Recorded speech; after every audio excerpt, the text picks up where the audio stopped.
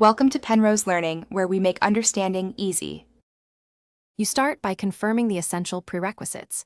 Your handset must support 5G and be carrier unlocked. Otherwise, you cannot get a 5G signal.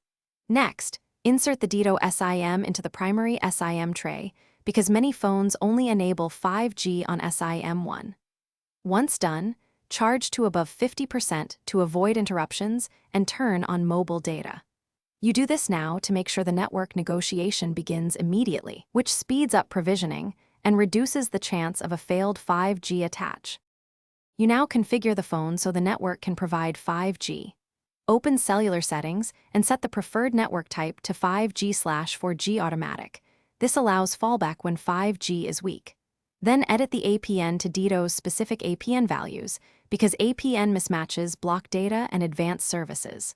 Once saved, reboot the device to force a fresh attach to the network. After restarting, monitor the status bar and modem info. That confirms whether your device successfully registered on a 5G cell. Finish by verifying 5G registration. Open a Network Info app or the phone's status screen and check for NR or 5G indicators.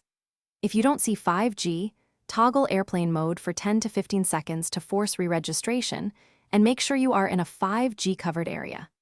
If issues persist, check APN again and test in a different location.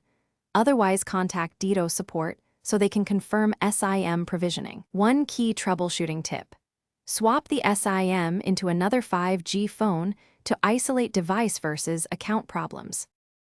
Thanks for watching. If this was helpful, leave a like and consider subscribing. See you next time.